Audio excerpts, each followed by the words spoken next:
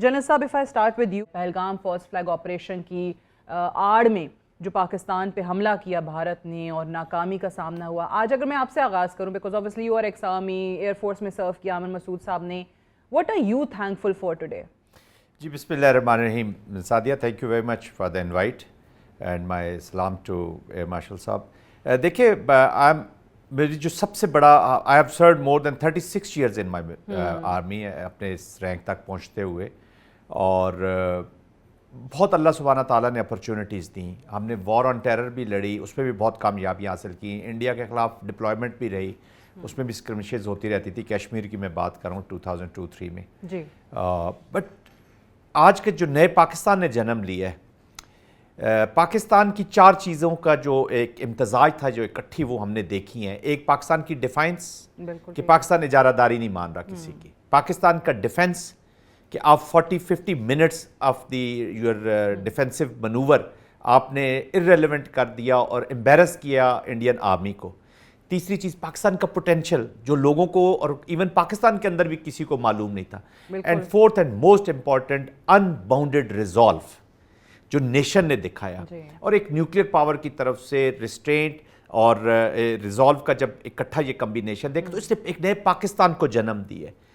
Where मैंने first time देखा कि पूरी दुनिया पाकिस्तान के मौक़िफ़ की, पाकिस्तान के अंदाज की या पाकिस्तान के रिस्पॉन्स की तारीफ कर रही है, और वो Pakistan all of a sudden becomes a meaningful Pakistan. तो इससे ज़्यादा लम्हा मैंने अपनी ज़िंदगी में, करियर में कभी आई रियली इससे ज़्यादा इंजॉय नहीं किया। हम भी ये तजिए कर रहे थे, पूरा चीज़ें देख रहे थे, but I was very confident right from the first day कि पाकिस्तान का रिस्पॉन्स जाएगा और बहुत अच्छा जाएगा। But having said this, war is still on, event is over. देखते हैं कि हम कैसे इस वॉर को आगे लेकर। जनरल साहब, हैविंग सेड दैट, जो शिकस्त हुई है, दुनिया भर में मुंह छुपाना पड़ रहा है भारत को, लेकिन जब वो अपने चैनल्स पे आते हैं, मीडिया दिखाता है, तो वो कुछ और ही झूठ पे झूठ बनाने की कोशिश कर रहे हैं। इनफैक्ट मोदी की जो रीसेंट स्टेटमेंट्स हैं, जिनका मैंने भी जिक्र किया, आपको क्या लगता है कि वो अक्कड़, वो गरूर अभी भी मौजूद है, वो झूठ का सहारा लेने की आदत अभी भी मौजूद है? सो ऐसे में वो जख्मी मोदी क्या ज़्यादा ख़तरनाक हो सकता है?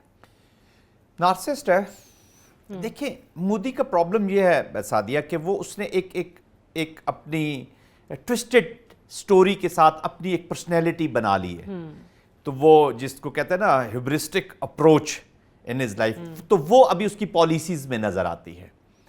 We wanted to go with thumping chest, जो 100 ईयर्स आरएसएस के होने हैं नवंबर में 2025 में, और उसने हैंड ओवर करना है आफ्टर 3 टेन्योर्स।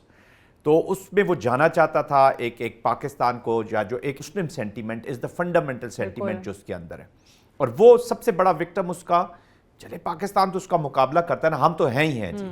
हम तो, कांग्रेस भी होती तो शायद लड़ाइयाँ उन्होंने भी हमारे साथ जंगें की हैं, जंगें ये भी कर रहे हैं, लेकिन एंटी मुस्लिम हेट, अब इंडिया को पाकिस्तान को छोड़ दें, put Pakistan aside, Waqf bill देख लें, उनके बाबरी मॉस्क से शुरू हुआ है, Babri mosque is there, Waqf bill को देख ले, फिर कश्मीर में जो हुआ, फिर इसके low mentality, low calibre, low character जो बीजेपी ने के लोगों ने स्टेटमेंट्स दी अबाउट दी कश्मीरी विमेन जी, वो हम यहाँ पे मीडिया में जिक्र भी नहीं कर सकते।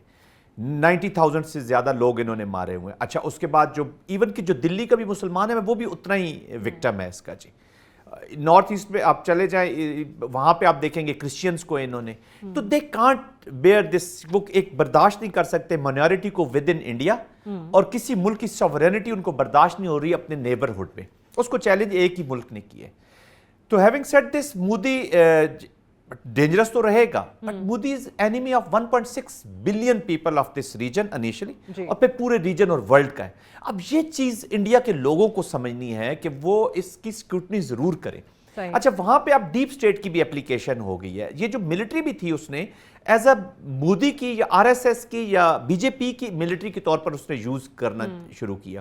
देखिए, India is a big country Sadia, वहां पे स्ट्रेटेजिस्ट भी हैं, बहुत अच्छे लोग भी हैं, यहाँ कुलदीप नैयर जैसे भी लोग हैं। यहाँ पे देखें ना, बरखा दत्त, یہ کرن تھاپر، ان لوگوں کی ریپیوٹ تھی جی، ہم ان کو سنتے تھے. لیکن ابھی برکھا کو دیکھیں، انٹیمیڈیشن اسی آر ایس ایس میں جا کے وہ جس طریقے سے وہ بیہیو کر رہی ہیں، جو پریشرز ہیں ان کی، جو spokesperson, military spokesperson colonel پرانے صوفیہ. برکھا دت کے پرانے جو بیانات دیکھیں وہ بہت کانٹرڈکٹری ہیں، جو وہ کانٹرڈکٹری ہیں بی جی. جے پی کے بالکل حوالے سے، آر ایس ایس کے حوالے سے رائے وہ آتی تھی. ابھی لاہور سے چلتی ہیں، اسلام آباد آتی ہیں کرنل تو صوفیہ قریشی پہ آپ ابھی کرنل ذکر کر صوفیہ رہے تھے، قریشی کیا کا دیکھیں، اس کی سسٹر کے ساتھ جو انہوں نے کیا ہے، پھر اپنے ایئر چیف کے ساتھ انہوں نے جو کیا، ہی از اے سکھ آفیسر. پھر آپ نے امرتسر میں 5 میزائل مار دیے.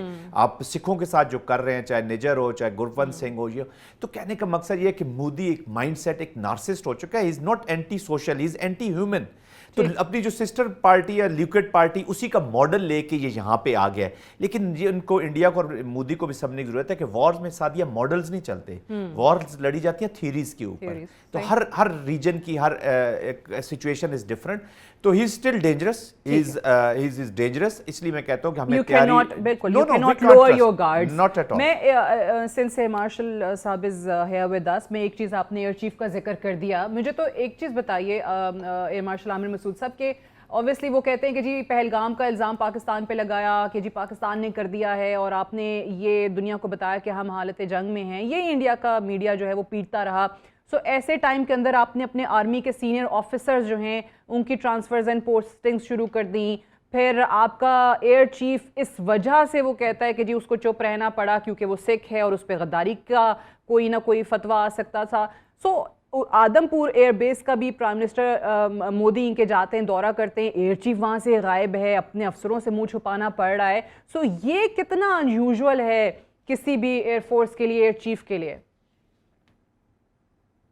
جی بالکل، یہ ایک بڑی لمحہ فکریہ ہونا چاہیے ان کے لیے کہ ایسے موقع پہ کہ جب ایک جنگ کا عالم ہے، اور اس میں جو پہلی آپ نے بات کی کہ ٹرانسفرز اور پوسٹنگز ہوتی ہیں، تو جنرلی آپ ہمیشہ کوشش کرتے ہیں کہ جو اسکواڈرن کمانڈر ہو یا جو اس وقت آپ کا لیڈرشپ رول میں رہا ہو، کیونکہ اس نے اس وقت ٹریننگ کی ہوتی ہے، اس کی ایک فریکوینسی ہوتی ہے جو اپنی ٹروپس کے ساتھ ہوتی ہے، ایک اعتماد ہوتا ہے. اور وہ بڑا ضروری ہوتا ہے جنگ کے شروع میں کہ آپ لیڈرشپ کو اس وقت چینج نہ کریں. اور اگر نیئر فیوچر پاسٹ میں اگر چینج بھی ہوئی ہے تو پچھلے لیڈر کو یا پچھلے کمانڈر کو آپ، چاہے وہ ٹیکٹیکل لیول کا ہے چاہے وہ آپریشنل لیول کا ہے، اس کو ضرور آپ ٹروپس کے ساتھ انوالو رکھیں، تاکہ وہ وار فائٹنگ کے لیے بڑا ضروری ہوتا ہے. مورال بھی ضروری ہوتا ہے، اس نے تو تیاری کی ہوتی ہے اس کے ساتھ. تو یہ چیزیں ایسے ہونا نہیں چاہیے کہ اس ٹائم پہ آپ لیڈرشپ کی کو چینج کریں.